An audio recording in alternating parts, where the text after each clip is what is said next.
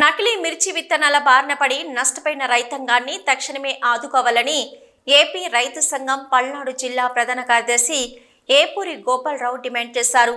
ఈ మేరకు నకిలీ విత్తనాల బారిన పడి నష్టపోయిన అచ్చంపేట మండలం తాళ్ల చెరువుకు పలువురు రైతులతో కలిసి సోమవారం స్పందనలో జిల్లా కలెక్టర్కు ఫిర్యాదు చేశారు.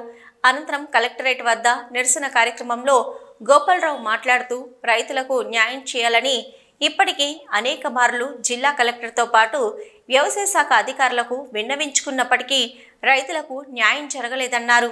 గత ఖరీఫ్లో గ్రామానికి చెందిన 100 మందికి పైగా రైతులు 300 ఎకరాలకు పైగా US 450 విత్తనాలు సాగు చేపట్టి లక్షల రూపాయల్లో నష్టపోయారని వ్యవసాయ శాస్త్రవేత్తల బృందం సైతం పరిశీలన చేసి విత్తనాలలో లోపాన్ని గుర్తించారని, అయినప్పటికీ ఇప్పటివరకు రైతులకు ఎటువంటి న్యాయం చేయకపోవడం శోచనీయమన్నారు.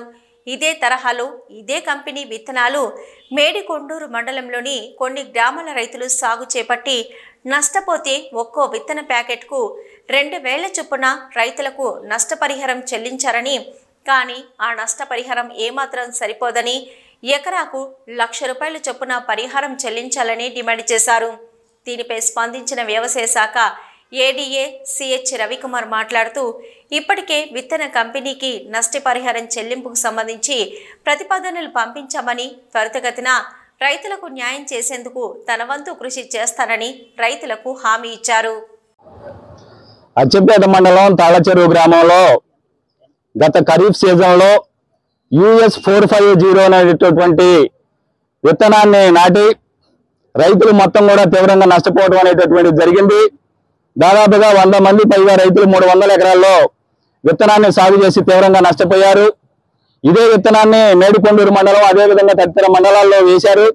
దీనికి సంబంధించినటువంటి యజమాని అక్కడ వాళ్ళకి రైతులకి నష్టపరిహారం పాకెట్కి 2,000 రూపాయల చొప్పున ఇవ్వటం అనేటటువంటి జరిగింది. కానీ ఇక్కడ కూడా తాళ్ల చెరువు రైతులు మొత్తం దగ్గర కూడా పంటను అధికారులు పరిశీలించారు. ఆ సమయంలో అదేవిధంగా మందుల కంపెనీల యాజమాన్యం పరిశీలించి, విత్తనాల కంపెనీల యాజమాన్యం పరిశీలించి ఈ పంట మొత్తం కూడా విత్తనాలు నకిలీవని తేల్చి నిర్ధారించడం అనేటటువంటి జరిగింది. ఆ సందర్భంగా రైతుల వద్ద నుండి వాళ్ళ యొక్క ఆధార్ కార్డు, వాళ్ళ యొక్క బ్యాంక్ అకౌంట్, వాళ్ళకు సంబంధించినటువంటి రసీదులు ఇవన్నీ కూడా ఆ విత్తనాల కంపెనీ యజమాని సేకరించి వారం 10 రోజుల్లో మీ అందరికీ కూడా డబ్బులు వేస్తానని చెప్పడం అనేటటువంటి జరిగింది. కానీ వారం 10 రోజుల తర్వాత ఇప్పటికి దాదాపుగా 4-5 నెలలుగా తిరుగుతా ఉన్నా కూడా ఆ యజమాని ఏం మాత్రం కూడా స్పందించినటువంటి పరిస్థితి లేదు.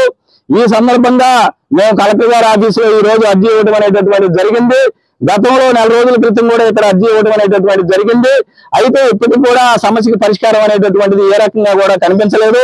అందుకని ఈ రోజు మేము అధికారులను మేము రిక్వెస్ట్ చేసేది ఏంటంటే ఇప్పటికైనా సరే ఆ యజమానిని, ఆ విత్తనాల కంపెనీ ఎవరైతే ఉన్నారో అతన్ని తీసుకొచ్చి రైతుల దగ్గర చర్చలు జరిపేదానికైనా సరే మీరు సిద్ధం కావాలి. పక్కన ఉన్నటువంటి సిరిపురంలో అదే యజమాని నష్టపరిహారం ఇచ్చినప్పుడు ఇక్కడ అదే యజమాని చేత నష్టపరిహారం ఇప్పించడానికి వచ్చినటువంటి ఇబ్బంది ఏంటో అధికారులు సమాధానం చెప్పాల్సినటువంటి అవసరం ఉంది. అందుకని రాబోయేటటువంటి కాలంలో అధికారులు వాళ్ళ మీద చర్యలు తీసుకొని రైతులకు నష్టపరిహారం అనేటటువంటిది ఇప్పించిన పక్షంలో ఈ ఉద్యమం అనేటటువంటిది భవిష్యత్తులో కోసూరు ఏడీఏ కార్యాలయాన్ని ముట్టడిస్తామనే ఈ సందర్భంగా మేము తెలియజేస్తా ఉన్నాం.